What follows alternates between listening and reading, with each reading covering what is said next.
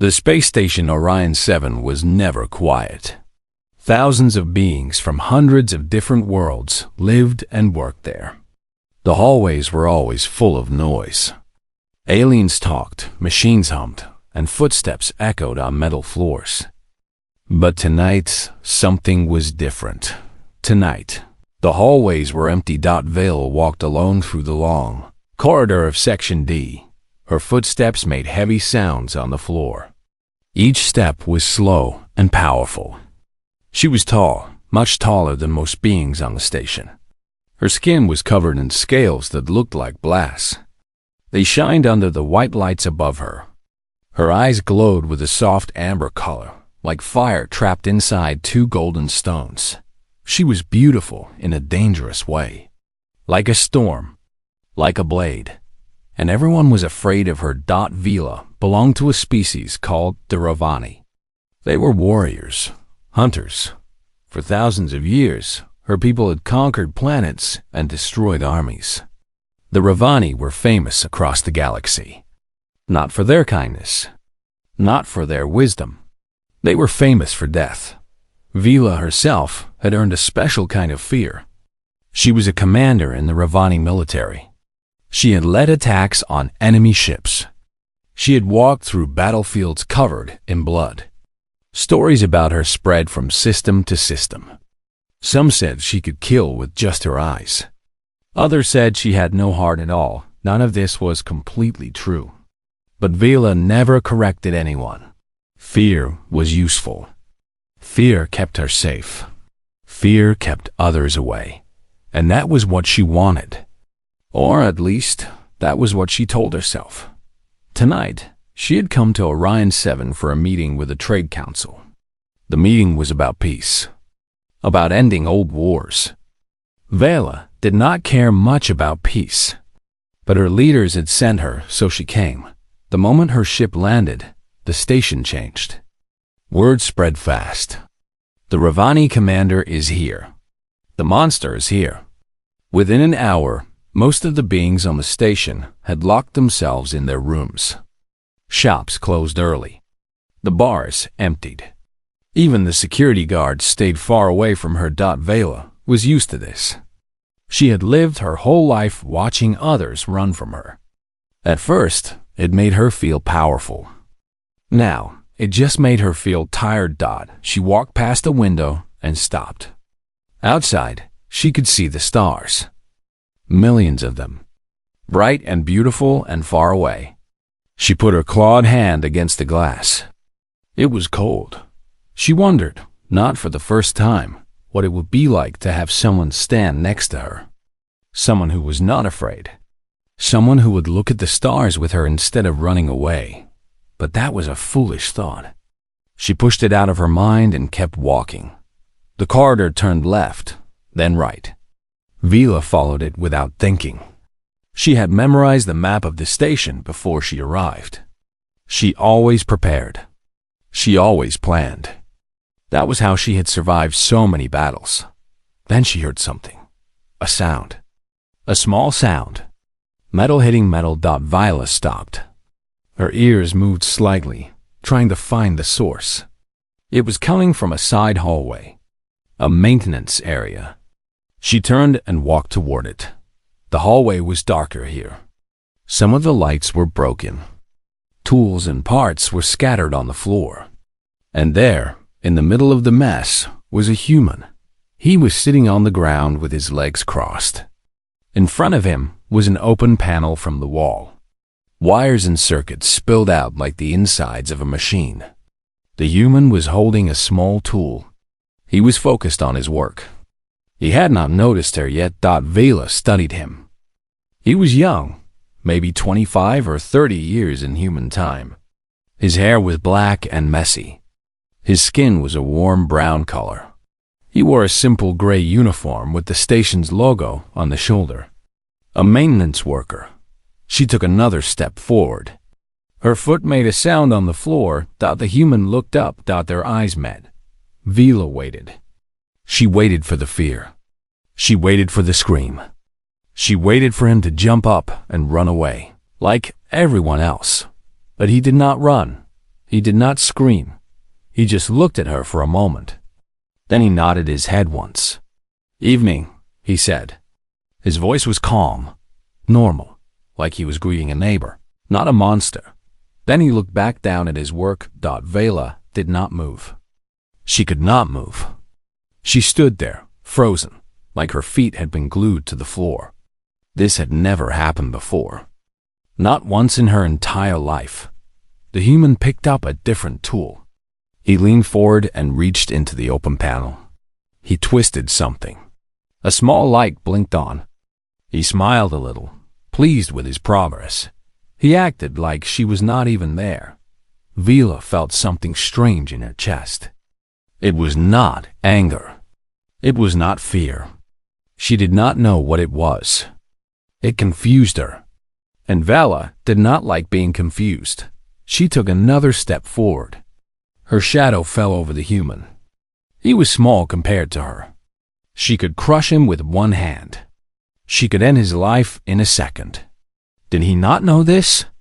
Did he not understand what she was? The human looked up again. This time, he raised one eyebrow. "Need something?" He asked. His name tag said Tay. Just 3 letters. Simple. Vela opened her mouth to speak, but no words came out. She closed it again. She felt like a fool. She, who had commanded thousands of soldiers. She, who had made generals tremble. She could not find words to say to one small human.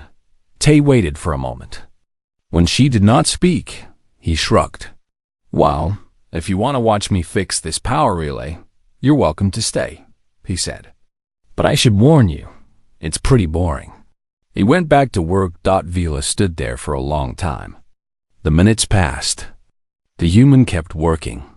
He hummed a little song under his breath. Sometimes he talked to himself. "No, not that wire. This one. There we go." He was not afraid of her. Why was he not afraid of her? The question burned in Vela's mind. It was like a fire that she could not put out. She needed to know the answer. She needed to understand. Finally, she spoke. Her voice came out rough and low. "Human."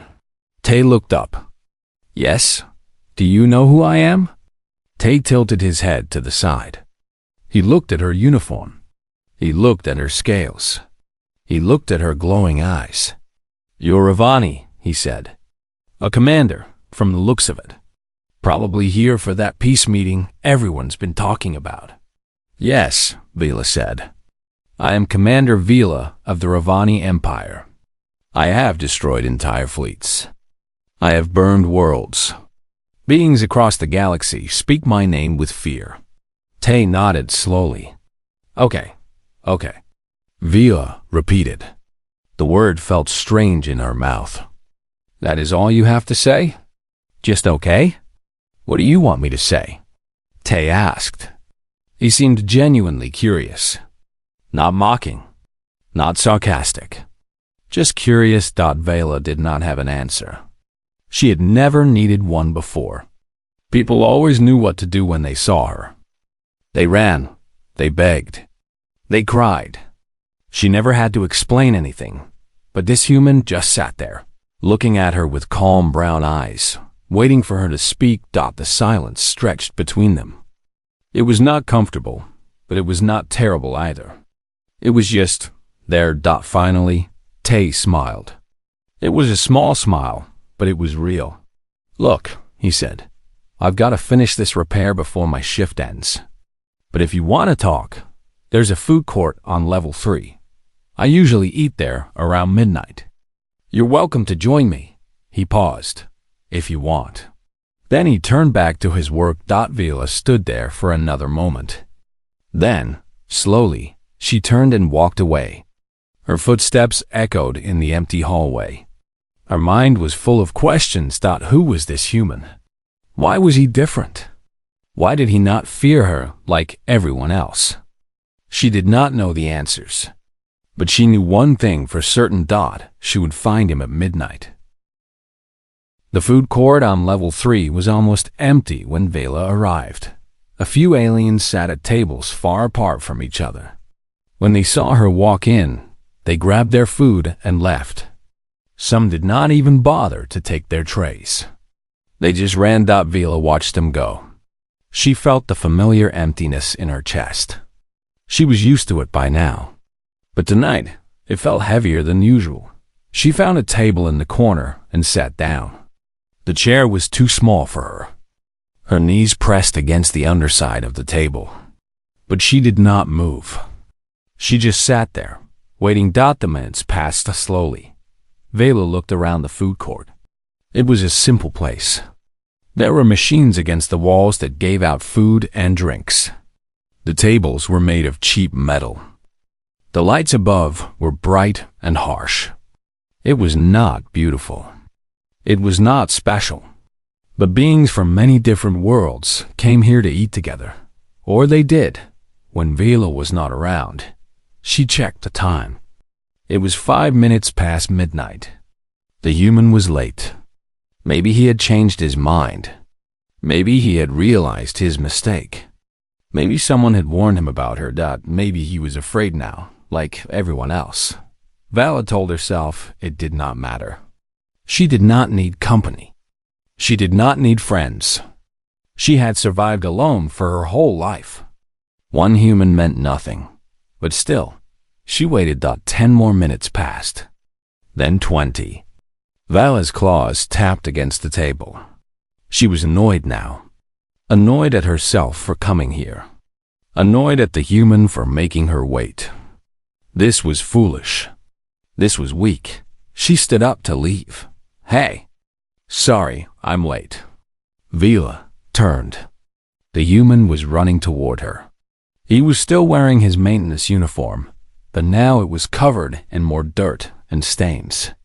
His hair was even messier than before. He was breathing hard.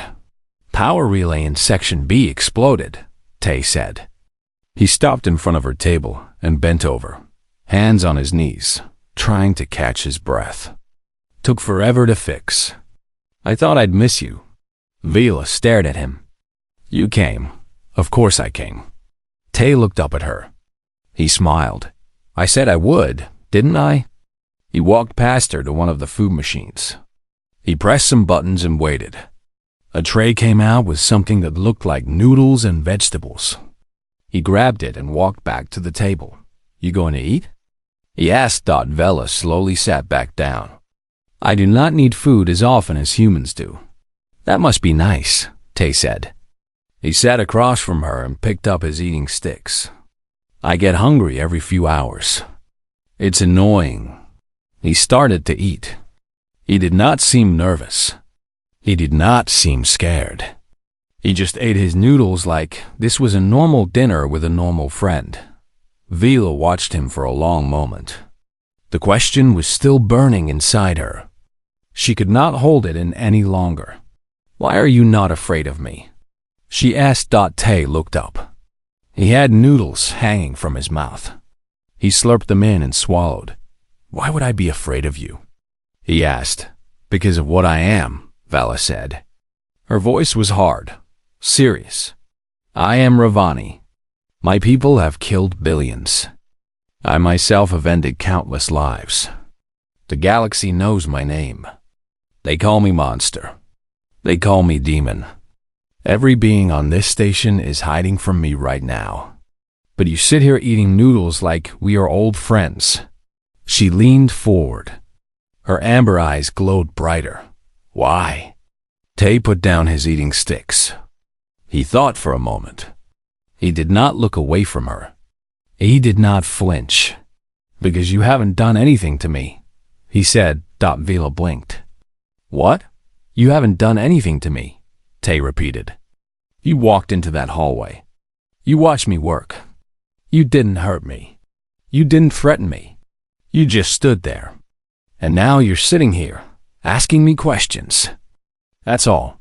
He picked up his eating sticks again. I don't judge people by their past, he said. I judge them by what they do in front of me. And so far, you've been pretty polite. Vila did not know what to say. No one had ever talked to her like this. No one had ever looked at her and seen anything other than her reputation. her kills, her wars. That was all she was to the galaxy. A weapon. A monster. But this human saw something else. That is foolish, she said finally. I could kill you in a heartbeat. I could tear you apart before you even screamed. Maybe, Tay agreed. He did not seem worried. But you won't. How do you know? Because you're here. Tay gestured at the table, the food court, the empty chairs around them. If you wanted to hurt people, you would be out there doing it. But instead, you're sitting here with me, asking why I'm not scared of you. That tells me something. What does it tell you? Tay smiled. It was a warm smile. Kind. It tells me you're lonely. The word hit Vela like a weapon. She felt it deep in her chest. Her scales tightened. Her claws dug into the table, leaving small marks in the metal. I'm not lonely, she said. Her voice was cold, angry. I am a commander of the Ravani Empire. I need no one. Okay, Tay said. He went back to eating. Vela stared at him. She wanted him to argue. She wanted him to push back. She wanted him to give her a reason to be angry, to stand up and walk away, to forget this strange human and his strange words. But he just ate his noodles. The silence stretched between them. 1 minute. 2 minutes. 3. Finally, Vela spoke again. Her voice was quieter now. On my home world, I have a title, she said. They call me the Void Walker. It means I walk through empty places, alone. Tay looked up. He was listening. When I was young, I thought it meant I was strong, Vela continued. I thought it meant I did not need anyone. But now, she paused. Her claws relaxed. Now I am not sure what it means. Tay nodded slowly. Humans have a saying, he said. No man is an island. Vala tilted her head. I do not understand. It means no one can survive completely alone, Tay explained. We all need someone. Even if it's just one person.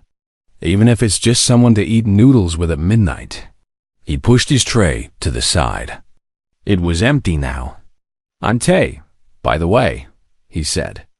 I know you saw my name tag, but I wanted to introduce myself properly. I know who you are, Vela said. But you don't really know me, Tay replied. Just like I don't really know you. Not yet. That's the thing about people. You can't know them from stories. You have to actually talk to them. Spend time with them. He leaned back in his chair. So, Commander Vela of the Ravani Empire, Destroyer of Worlds, Void Walker, whatever other titles you have. Tell me something about yourself that isn't about war. Vela opened her mouth. Then she closed it. She realized she did not know what to say. Her whole life had been about war. Training for war. Fighting wars. Leading wars. Every memory she had was soaked in blood. Every story she could tell was about death. Was there anything else? Was there anything about her that was not connected to violence? She thought hard. She searched her mind for something, anything. That was not about battle. And then, slowly, she remembered. When I was very young, she said, before my training began, I used to watch the moons rise over my home world. There were 3 of them, blue and silver and white. They were beautiful. Tay smiled. See? That's something. It is nothing, Vela said. A small memory from a long time ago. Small memories matter, Tay said. They're what make us who we are. He stood up and grabbed his empty tray. I have to get back to work, he said. But I'll be here again tomorrow night. Same time. If you want to talk more. He paused and looked at her. You don't have to come. No pressure. But the invitation is open. He walked away, put his tray in the cleaning machine, and left the food court. Vela sat alone at the table. The empty chairs around her seemed less empty now. The harsh lights seemed less harsh. She thought about what Tay had said. about judging people by their actions, about no one being an island, about small memories, ma-t-t-e-r-i-n-g. She thought about the 3 moons of her homeworld, blue and silver and white. She had not thought about them in years. For the first time in a very long time, Vela felt something warm in her chest. It was small. It was fragile. But it was there.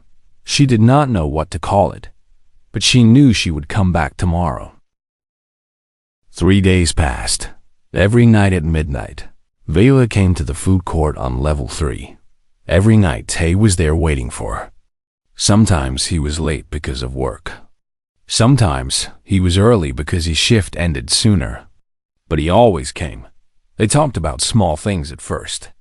Tay told her about his job fixing machines on the station. He explained how the power systems worked. He described the different problems he solved each day. It was simple work, he said, but he liked it. He liked making things work again. Vela listened. She did not understand why anyone would enjoy fixing machines. In her world, broken things were thrown away. Weak things were destroyed. There was no time for repair. But Tay saw it differently. Everything deserves a second chance, he said one night. Even machines.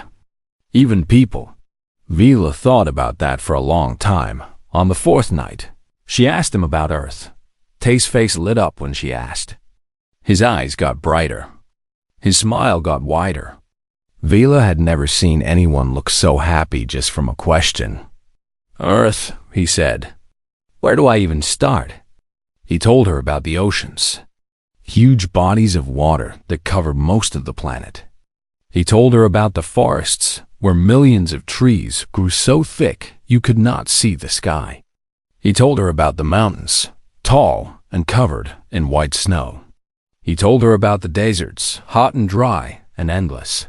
Vela listened to every word. She had seen many planets in her life. She had conquered some of them. But she had never heard anyone describe a world with such love. It sounds beautiful, she said. It is, Tay agreed. But it's also dangerous. This surprised her. Dangerous? I thought humans were a peaceful species. Tay laughed. It was a real laugh, loud and warm. Several other aliens in the food court looked over nervously. But Tay did not notice. Peaceful? He said. Humans are many things, but peaceful is not one of them. We've been fighting each other since we first learned to hold rocks. Then why is your planet still standing? Vela asked. Because we also learned to work together, Tay said. Eventually.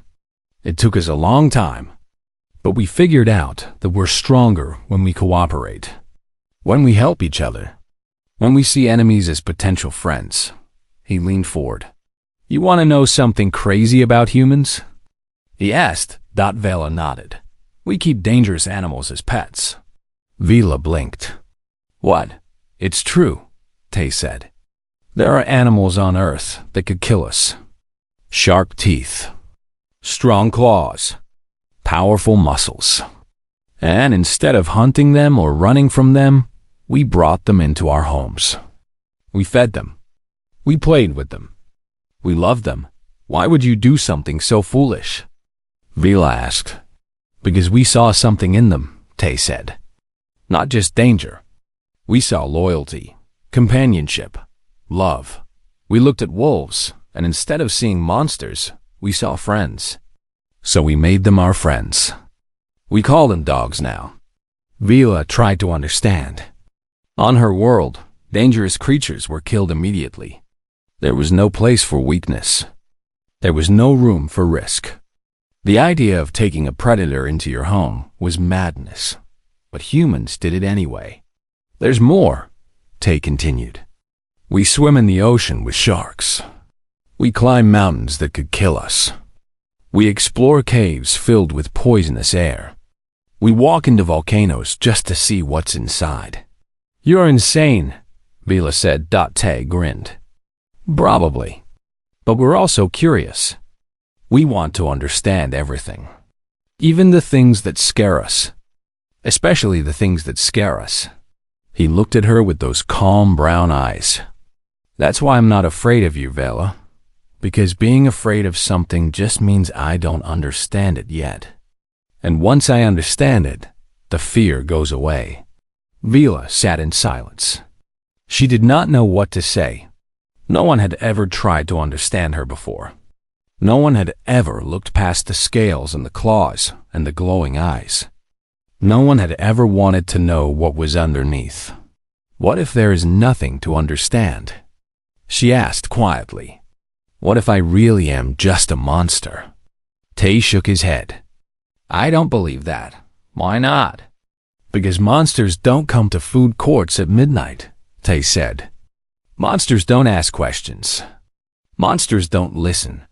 Monsters don't remember watching moons rise over their home world. He reached across the table. Slowly, carefully, he put his hand on top of hers. Vela froze. Her scales were cold. His skin was warm. The touch was light, barely there, but she felt it like fire. You're not a monster, Vela, Tay said. You're a person who's done monstrous things. There's a difference. Vela looked down at his hand on hers. She could kill him so easily. One movement of her claws, and he would be gone. He knew this. She knew he knew this. But he touched her anyway. How can you see me like that? She whispered. After everything I have done? Because everyone deserves a second chance, Tay said. Even you. They sat like that for a long moment. The food court was quiet. The harsh lights buzzed overhead. Somewhere far away, the station hummed with life. Vela felt the warmth spreading from her hand to her arm to her chest. It filled the empty places inside her. The cold, dark places that had been empty for so long. She did not pull her hand away. Tell me more about Earth, she said. Tay smiled. What do you want to know? Everything. So he told her. He told her about the seasons. Spring, when flowers bloomed and the world came alive. Summer, when the sun was hot and children played outside. Fall, when leaves changed colors and the air turned cool. Winter, when snow fell and everything became quiet and white. He told her about human holidays. Celebrations where families came together. Days when strangers gave gifts to each other. Nights when people danced and sang and forgot their worries. He told her about human art. Paintings that captured moments in time. Music that made people laugh and cry. Stories that were passed down through generations. He told her about human food. So many different kinds. Spicy and sweet and sour and bitter. Food that brought people together around tables. Food that reminded people of home. Vila listened to all of it. She stored every word in her memory like treasure. This was a world she had never known. A way of living she had never imagined. On her world, there were no seasons. There was only darkness and cold. There were no holidays. There was only training and battle. There was no art.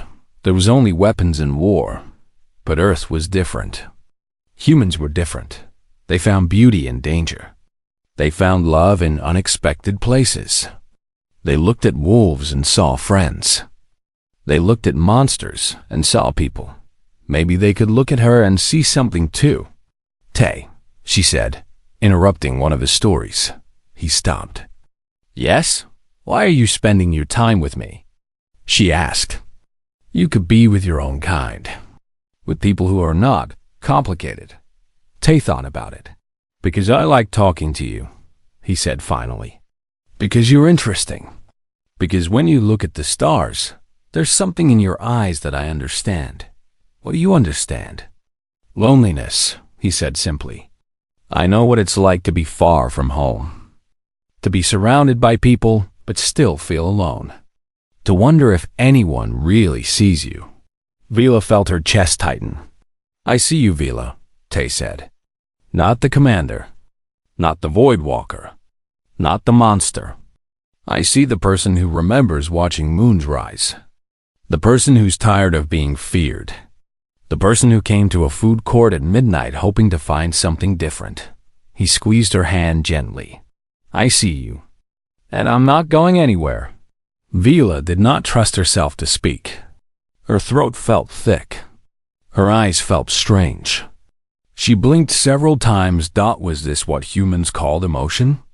This overwhelming feeling that filled her chest and made it hard to breathe.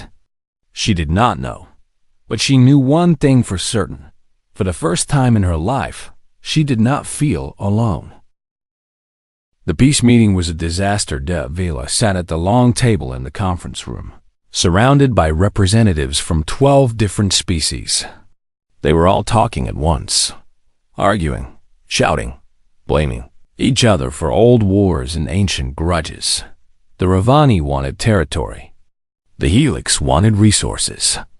The Manda wanted revenge for something that happened 200 years ago. Everyone wanted something, and no one wanted to give anything. Vila watched them fight. She said nothing. In the old days, she would have stood up and threatened them all. She would have reminded them of her power. She would have made them fear her into silence. But now, she just felt tired. She thought about Tay, about his calm eyes, about his warm hand on hers, about the way he described Earth, with all its dangers and all its beauty. Humans had fought each other for thousands of years, he said. But eventually, they learned to work together. They learned to see enemies as potential friends. Could she learn the same thing? The shouting continued. The Helix representative slammed his fist on the table. The Manda representative stood up and pointed at Vela. The Ravani are the problem, she screamed.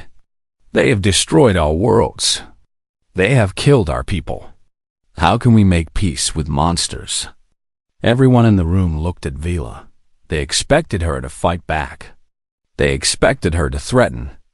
They expected the monster to act like a monster. Instead, Vela took a deep breath. You are right, she said. The room went silent. The Ravani have done terrible things, Vela continued. Her voice was calm, steady. I have done terrible things. I cannot change the past. I cannot bring back the dead. I cannot undo the damage. She looked around the table. But I can choose what happens next. We all can.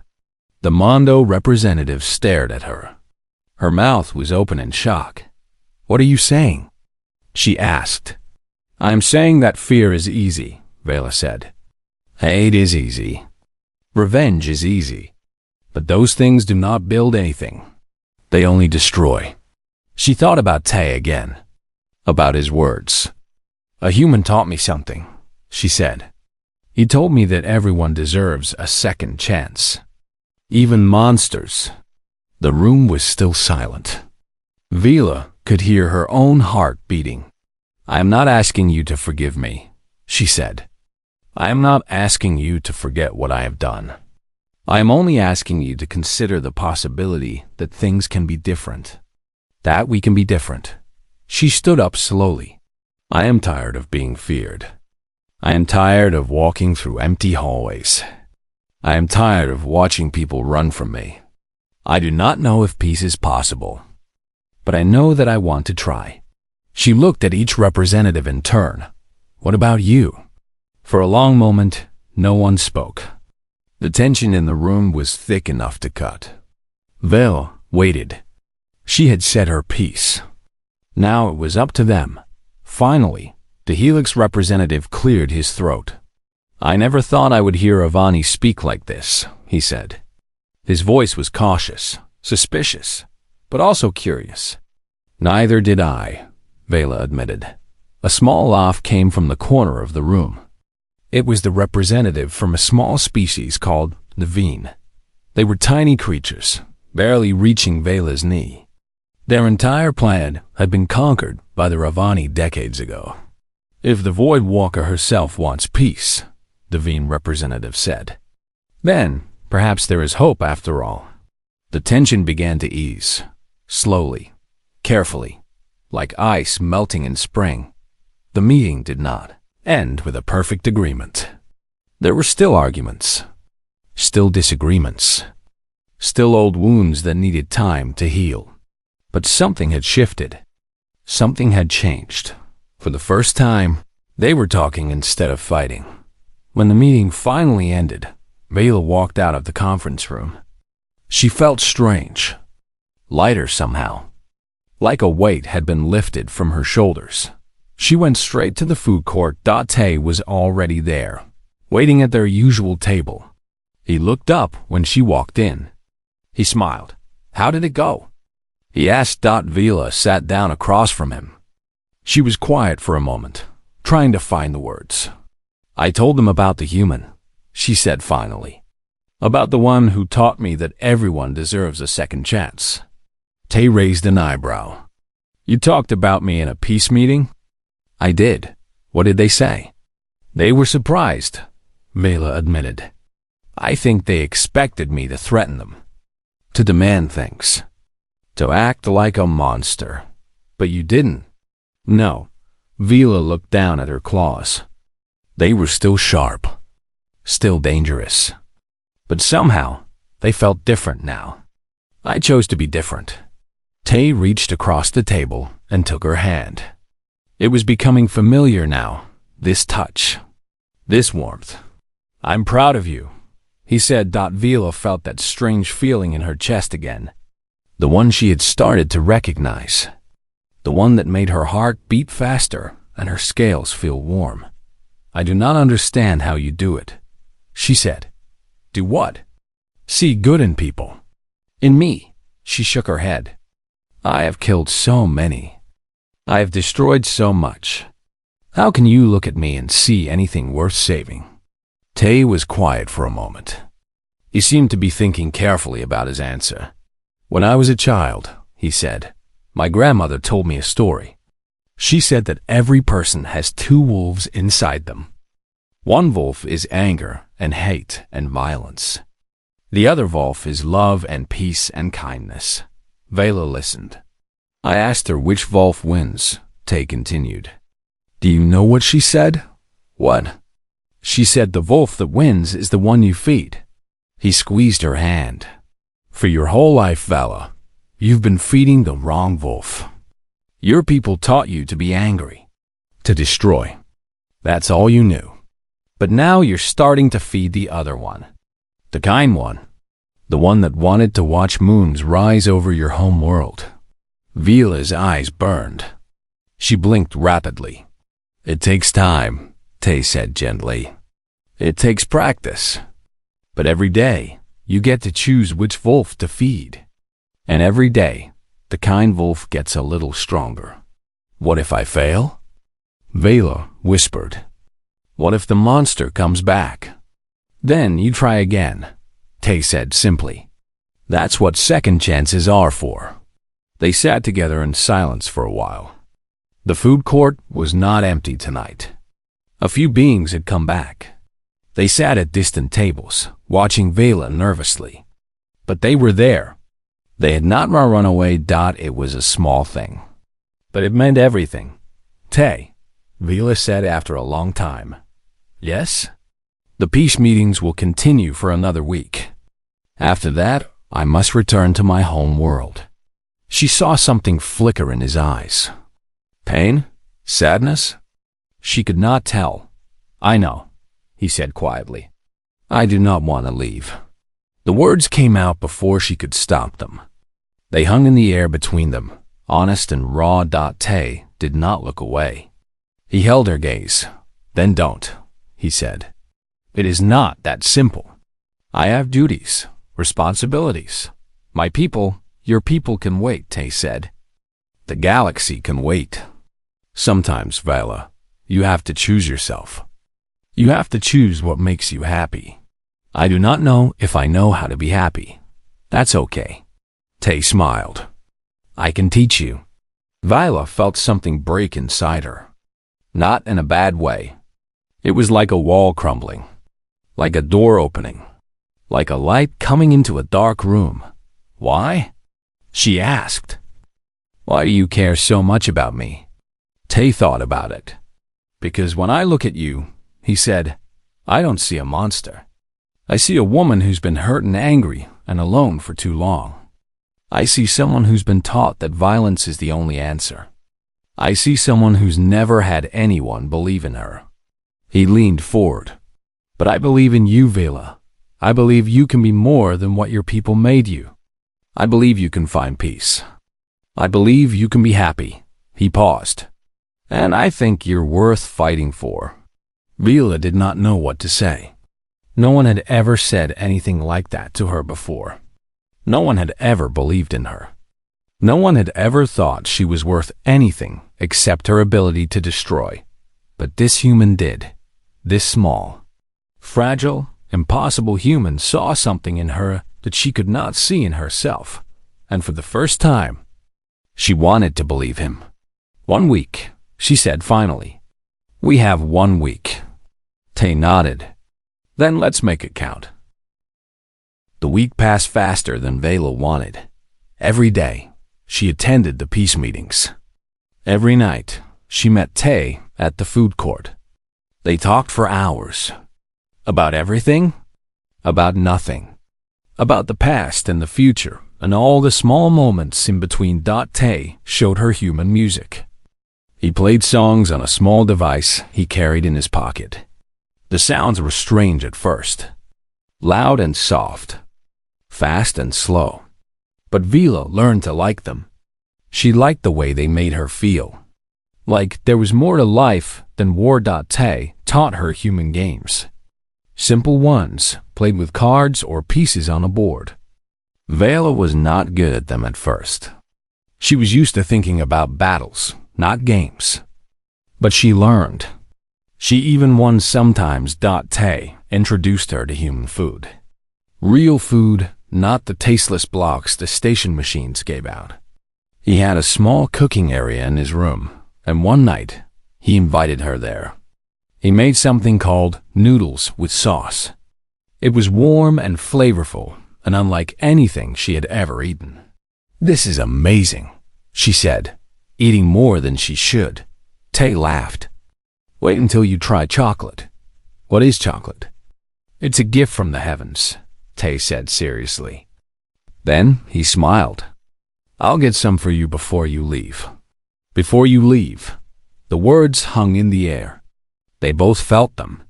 They both knew what was coming. The last day of the peace meetings arrived. Vela sat in the conference room as the final documents were signed. The representatives had agreed on a basic framework for peace. It was not perfect. It would take years to work out all the details. But it was a start. When it was Vela's turn to sign, she hesitated. She looked at the document. Her name would be on it forever. The monster who helped build peace. The void walker who chose to walk a different path. She sighed. The room erupted in quiet applause. Some of the representatives actually smiled at her. The Veen representative walked up to her and bowed. "Thank you, Commander," she said. "You have given my people hope." Vela did not know how to respond. She was not used to thanks. She was not used to hope. "I did not do it alone," she said finally. The Veen looked confused. But Vela did not explain. That night she went to the food court for the last time. Tay was waiting at their table. He had a small box in front of him. When Vela sat down, he pushed it toward her. "Chocolate," he said. "As promised." Vela opened the box. Inside were small brown squares wrapped in shiny paper. She picked one up and looked at it. "Just eat it," Tay said with a smile. She put it in her mouth. The taste was unlike anything she had experienced. Sweet and rich and deep. It melted on her tongue. It filled her mouth with warmth. "This is..." She could not find the words. "I know," Tay said. "It's amazing." They sat in silence for a moment, sharing the chocolate. It was a small thing, but it meant everything. Finally, Vela spoke. "My ship leaves in 3 hours." Tay nodded. His smile faded. "I know. I have to go back to my home world. My people need me. The peace agreement needs to be enforced. There is so much work to do. I understand. Vila looked at him. Her eyes burned again. That strange feeling that she now recognized as sadness. I do not want to leave you, she said. You have shown me what it means to be something more than a weapon. You have seen me when no one else could. You have believed in me when I did not believe in myself. She reached across the table and took his hand. How do I thank you for that? Tay looked at their joined hands. Her scales against his skin. Dark against light. Warrior against worker. You don't have to thank me, he said. Just remember what you learned. Keep feeding the right wolf. Keep choosing peace over violence. Keep looking for the good in people. I will. And come back. Vila looked up. What? Come back, Tay repeated. His voice was steady, but she could see emotion in his eyes. When the work is done, when things are stable, come back to this station. Come back to this food court. He squeezed her hand. Come back to me. Vila felt her heart beating fast. She had commanded armies. She had faced death 1,000 times. But nothing had ever scared her as much as this moment. You would wait for me? She asked. As long as it takes. It could be years. I don't care. I am still dangerous. I still have darkness inside me. I know. Tay smiled. But I also know there's light in there too. And that's worth waiting for. Vila stood up. Tay stood with her. They faced each other in the middle of the food court. The other beings at nearby tables watched, but neither of them cared. I will come back, Vela said. It was not a hope. It was a promise. I do not know when. I do not know how long it will take. But I will come back. Tay nodded. I'll be here. Then he did something that surprised her. He stepped forward and wrapped his arms around her, thought it was a hug. A human gesture of affection. Vala had seen others do it, but no one had ever done it to her. She was too dangerous, too scary, too cold. But Tay held her anyway. For a moment, she did not know what to do. Her arms hung at her sides. Her body was stiff. Then, slowly, she brought her arms up.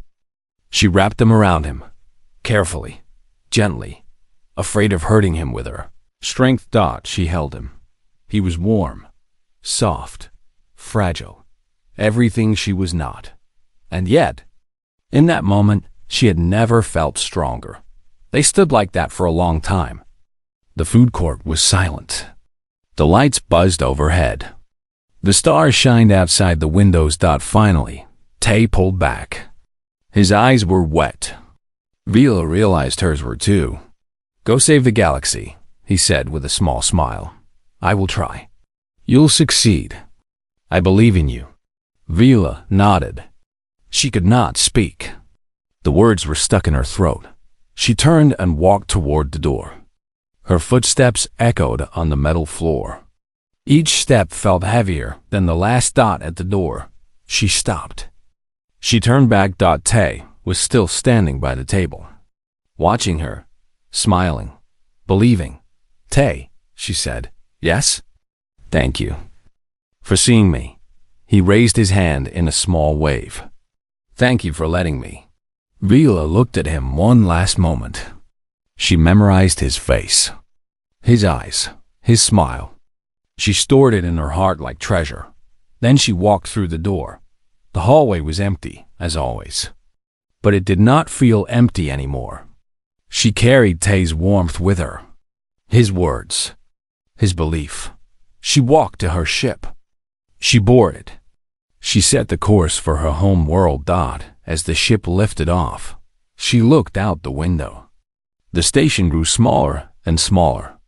Somewhere down there, in a food court on level 3, a human was watching the stars. Waiting for her to come back. She touched the window with her clawed hand. I will return, she whispered. And for the first time in her life, Vela believed in herself, because somewhere in the galaxy, a human believed in her too. A small, brave, impossible human who looked at a monster and saw a friend, who looked at darkness and found light, who looked at a Ravani commander and asked, not with fear, but with curiosity, why should I be afraid? That was the gift humans gave the galaxy, not weapons, not technology, not power, just the simple, radical, impossible ability to see the good in anyone, even monsters. Even her. Viola smiled. The stars welcomed her home.